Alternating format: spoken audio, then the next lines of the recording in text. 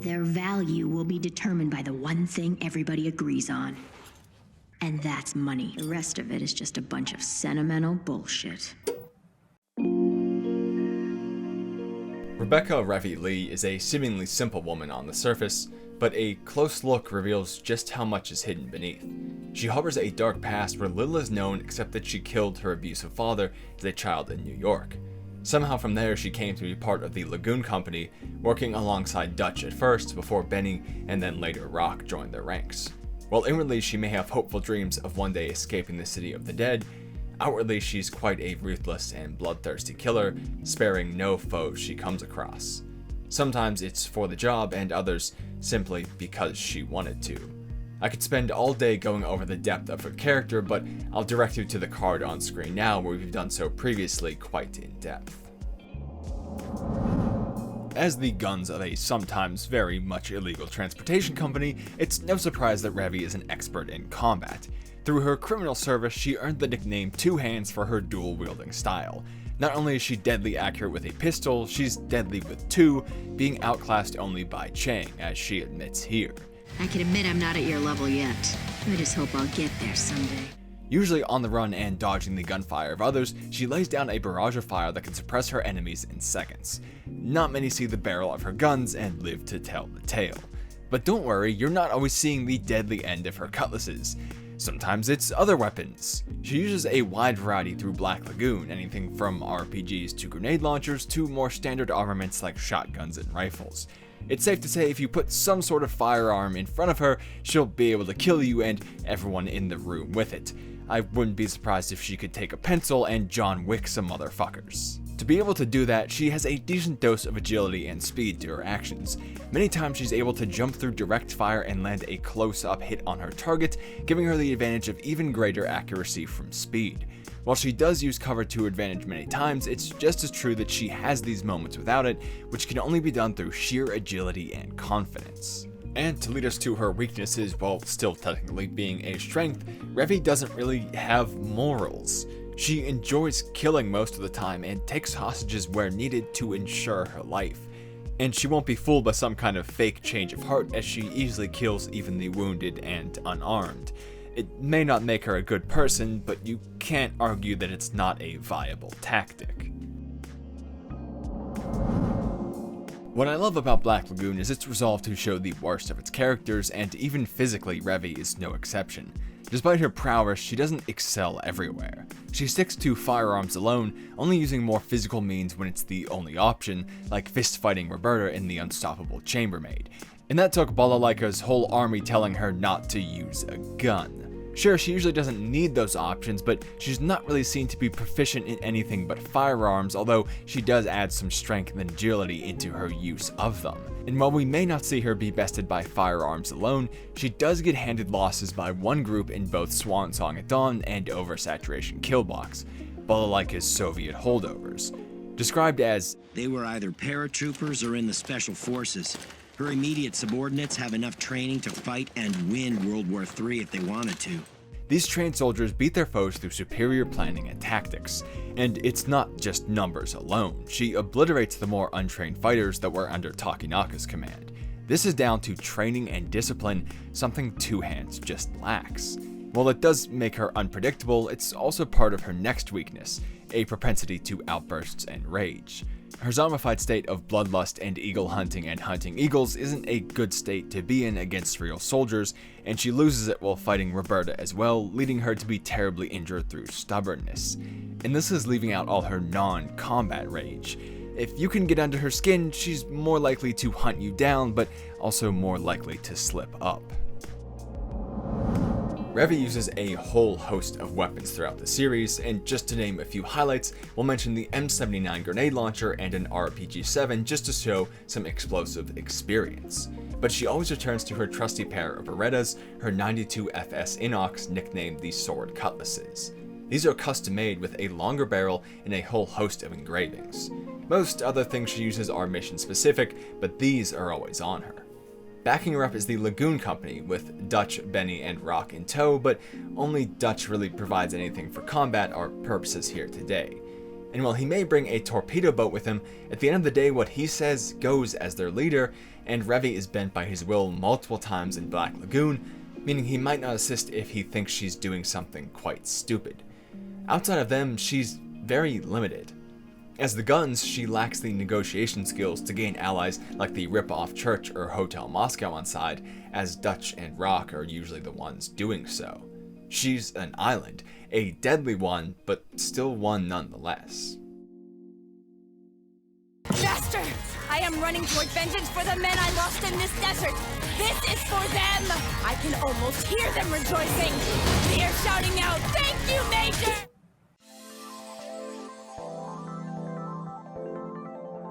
Sophia Velmer, nicknamed Valmet, is a former officer from the Finnish Rapid Deployment Force who was relegated to desk duty after her entire squad was destroyed by Chan Guoming. With few options left, she accepted the offer to be a personal mercenary for Koko Hekmatyar. Now, I could and have spoken for a long time on Koko, so check out the card on screen now to see a video on one of anime's best characters. But for now, and back on topic, what matters is what Koko means to Valmet. While protecting Koko, she sharpens her skills and knowledge even more, going up against elite American squads, assassins, arms dealers, and more, traveling the world as a fearsome bodyguard for one of the most wanted arms dealers. She also learns from and trains the rest of Koko's squad, giving her not just large-scale military training, but also deeply personal and widely varied experience with other ex-soldiers, cops, and individual experts. As someone with a military background and with mercenary missions from around the world, Valmet has experience with any and all firearms, showing a proficiency with anything from a simple pistol up through car-mounted machine guns. She doesn't seem to have a preference, using whatever is best for the mission, giving her a head start in any situation. But what she really brings to the table is her expertise in close quarters combat. She's seen overpowering every opponent who makes the mistake of facing her up close. She's the designated trainer for CQC on Koko's squad, and to top it all off, she bests every other fighter who specializes in it throughout the series, both Karen and Chen, the man who killed her entire squad, quite handily. For the latter, she raids an entire military facility nearly single-handedly, overpowering her foes with pure strength and speed. While she's not seen dodging through gunfire much, she's able to close the gap and overpower any foe, helping her in enclosed situations to be nearly unstoppable. I mean, just look at her compared to the rest of the cast. She puts in the work and it shows. And then even after being shot multiple times in the back, she recovers exceptionally quickly and trains to an all new level. Even if you get her down, you're not keeping her down. Are we sure she's not a Saiyan? Much like Black Lagoon, I like Jormungand because it shows characters with weakness as well. For Valmet, this comes in the form of some severe emotional reactions, mostly around her past. When she sees Karen utilizing Chen's fighting style, she breaks rank and rushes across an open battlefield to confront her, before proceeding to toy with her foe given the chance. And later, when she gets to confront Chen himself, we see that her memory is lacking, or she's been internally tricking herself due to guilt. While these outbursts give her a seeming increase in ability, it does make her more likely to slip up. Outside of that, she doesn't have many inherent weaknesses. She's very balanced across every necessary area. She does have some exploitable traits though, mostly her emotional reliance on Koko. If someone was able to get to Koko, they'd have the complete upper hand on Valmet. While it's not likely, given her near constant being surrounded by a hand-picked squad, we have seen the potential for such a slip-up due to Koko being more hindered by procedures and politics of business. So what is she bringing to the fight? While she may be seen with a variety of arms in Jormungand, the most notable is her Magpul Masada, the rifle that Koko selects for her entire squad. It's extremely likely that if she's anywhere, this is what she'll be armed with.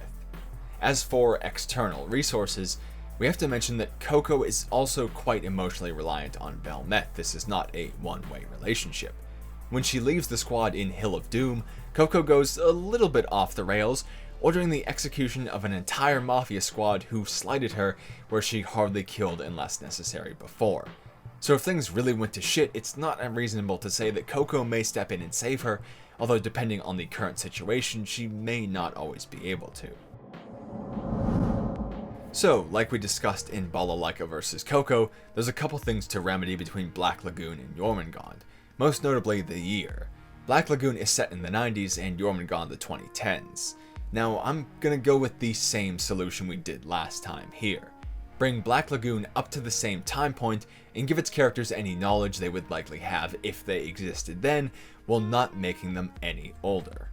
In this case with Revy, it really doesn't change much. She'd still be two-handsing it up for the most part, which doesn't rely on modern tech like some of the last verses really did.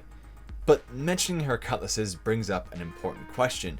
What equipment do they each get? Well, to slightly plug another former video, with Spike vs. Wolfwood it's the same thing as much as they can and would likely have. I don't think this will play into things much, as they can each bring very similar equipment and would likely stick to their preferred arms. As for where it would take place, I think Roanapur is the fair spot. The Lagoon Company travels less and keeps their resources there, while Koko travels around the world with hers, so it's both the most even and also the most likely. Revy and Valmet are pretty evenly matched on almost every front, even down to using nicknames. They're each more than capable with their usual weapons, Revy having her cutlasses and Valmet her Magpul Masada and Sig SP 2022. I don't think we can give either a clear advantage there, each having bested foes using similar equipment. Now, where Valmet may gain an advantage is in her CQC abilities, specifically with blades, something Revy isn't shown to have. And the best we see of Valmet is with blades against someone dual-wielding pistols, which definitely puts things in her favor somewhat. But for not using them herself, Revy does have experience fighting against people specializing more like Valmet. Shenhua is extremely capable with her blades, and although the fight isn't just between those two, so we can't really compare it, Revy at least has some knowledge of what kind of tactics may be used. And later she has a duel against Genji, a quite skilled swordsman who storms the bowling alley with her, meaning he's also able to go one versus an army and live, a testament to his skills.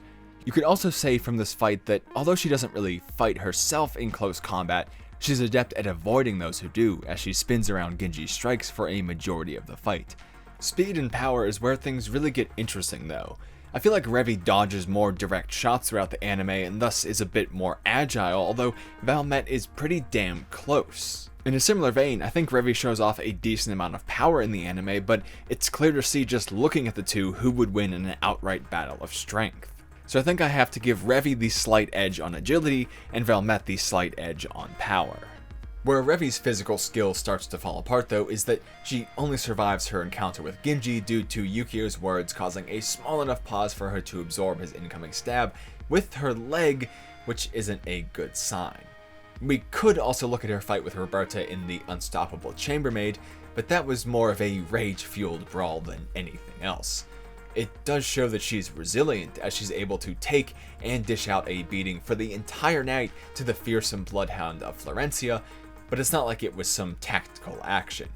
Revy does have an entire record of recovering quickly though, doing so just before that fight from what seemed to be a pretty bad concussion from a goddamned rocket launcher, so that is a bonus for her. And this isn't the only time, as she also gets over injuries quickly in Mr. Benny's good fortune from Shenhua's attack. But that's after she misread her foe's initial plan and nearly got her head taken off. She was able to dodge with Edda's help, which is a plus, but still not a great result. Now, Valmet is injured by a gunman once, but it was due to Orchestra using armor that pierced her riot shield, meaning she didn't really slip up, she simply wasn't used to seeing that kind of ammo used for street warfare. Revy also doesn't spend much time fighting trained soldiers like Valmet. Most of her foes are gangsters and wannabes, giving her quite an easy time. Like we mentioned in her weaknesses, when she's against elite soldiers, it generally doesn't end well for her. But we also said that that was down to tactics, which is something that grows thus apparent in a one-on-one fight.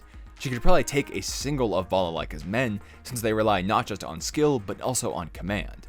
Plus, we can compare Night Nine, the US squad Valmet and Co square off against, and the former Soviets, and Koko's people would have lost that fight if it wasn't for her application of Jormungand. So I don't think the soldier aspect will play into things in this one. They each have one versus army moments under their belts as well, Revy doing so against Chin's men, the Nazi warship Takanaka's men, and the Yakuza bowling alley, while Valmet storms the Daejinghai Company base alone.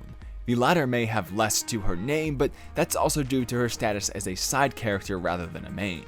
I think we can compare those feats still and see that they're both more than capable of being vicious killing machines even when outnumbered heavily. Driving some of these moments for them both is their propensity for outbursts, which I think is another likely non-factor due to their similarities. It's likely Velmet would be the first to lose it, seeing how she reacts to those with dual-wielded pistols in the past, but she also may not after having killed Chen. But if she did, I think her insanity would only drive Revy to do the same, seeing how she reacts to someone hell-bent on killing her like Roberta was. So they'd more than likely each be in the same state, kind of negating the effects it may bring. There's a few other things they go quite even on. They each launch some surprise attacks, sustain some injuries from some surprise attacks, and they each show a level of instincts and probably a bit more. But most of these things, because they're so similar, end up being essential non-factors. But what if they're not alone? Now, I'm not going to spend too much time on this part of things because it's only good for one side. I won't be giving Valmet access to Koko's Jormungand because this is about combat, not resources or command, but she has much more reliable backup. Koko would destroy the world if it meant saving her team, all the way up to sending a B-52 to avenge R's death. Dutch doesn't quite have the same capabilities and also wouldn't do the same. He's hardened by Roanapur. If Revy was doing something that would put him or his business in danger, he wouldn't hesitate to cut her loose. And while Koko's squad outside of Valmet may not be better than Revy in a fight, save maybe Jonah, what matters is that they're actually there if needed. Even if she deserts, Koko would likely send someone else to track her down or keep an eye on her like she does in the series. Revy only has Dutch as another fighter, and like we said, he's not going to run to his death anytime soon. While Revy may have a city full of connections, those are based mainly on her service to the Lagoon Company, not any personal allegiance. Balalaika and Chang are fearsome, but wouldn't step down to assist someone with no political power in Roanapur. And while she could call Shenhua and some lower level others, they're very easily swayed by the situation and money, again not by some sort of connection or obligation. Unless she could pay up, there'd be no help at all, and Edda even actively decided to get Revy injured to land shots on their foes, so there's no guarantee Revy's help would actually, well, help. Now that we've talked about Velmet's leader, let's not forget that we've seen Koko be ambushed under Velmet's care before, giving Revy a chance she would take. However, what really happens from there? If she tries to wait it out, then Koko's squad would simply close in and free her with a shot from the right angle, given they even have 2 snipers. She could stalemate for a bit, but that's not really a win. Her only real option from there is to kill Koko, and she'd be dealing with one hell of a pissed off Velmet. While this may give her a chance to win from Velmet's all-out rage, this would be at a level we've never seen before, so I wouldn't call it easy, and she's still going up against the kind of foe she's lost to before. With all this in mind, I'm starting to get an answer. I don't write these with a winner in mind, I make the points from an outline as I go and see which feels more right. And I think, and you'll be upset with this, Velmet takes this one. Even if we ignore the additional parties and resources, I think it's still the same end result. The kidnapping scenario, which was Revy's best, also can't play out in a strictly one-on-one, which really hurts Revy's chances. Believe me, I did want to get the score evened up between Black Lagoon and Jormungand, and Revy is fearsome as hell, but most of the points just seem to go against her here. They're evenly matched on most fronts, but I think if the fight gets physical, then Velmet just simply takes it. While Two Hands may have experience against those who excel at fighting up close, she doesn't quite win against them. Most of her strategy is to rush those who have guns themselves, confuse them, and get a kill off from there in very unexpected and quick ways. That doesn't work as well against someone who's very specialized and capable of doing the same, and being able to dodge bullets doesn't work against someone who can kill you without bullets. We see this with Shenhua and Genji, and although they aren't one-to-one comparisons with Valmet, I think they're close enough to take as some pretty damning evidence for this one. Seeing how she loses or draws those fights, or how even the two are in other categories, for me that's the tipping point. Jormungand takes another one and Valmet wins. Believe me, I wanted to get the scores evened up. I would love to have Revy win, but couldn't do anything about it. I think Chang, one of the few people that Revy admits she would lose to, puts it the best about her. No one could say you don't have the skills, but you fail to see the bigger picture. I think a lot of this is really down to the fact that Revy is a main character with more time to fail, and also from an anime that very much emphasizes the downfalls of its characters. Black Lagoon is a better anime, and that hurts its characters in these videos. Revy is exceptionally more developed and real, meaning she has more obvious downfalls and failures. Jormungand tries some similar things, but not to the same extent and not with as much depth for its side cast. Maybe Roberta would have been a better pick for this matchup, because I think she might have some more applicable skills to tip the scales back in Black Lagoon's favor, but that's not what we did here today. If that's something you'd want to see me tackle, however, let me know down below and we might make it sometime, because these are pretty enjoyable to put together. It's a nice change up on the channel here. And let me know if there's any other matchups you'd want to see as well. Anyway, I'll do some quick plugs here. Please stick around for just 1 second. I'll link to my Discord in the pinned comment where you can chat with me and some others about anime, my Twitter for random thoughts here and there, video announcements, pretty typical things going up there, occasionally some memes, we might have some meme making nights, we'll see, and my Patreon most importantly, where you can help to push this content you love to greater heights. If we can get enough patrons over there, we'll start having some polls for video topics and you can get your name at the end of videos just like this. If you want to see a bit more first though, there's some more great videos on screen now, and subscribe so you can keep up with new ones in the future covering themes, philosophy, history, so much stuff. Anyway, thank you for watching, and I hope I'll see you again soon.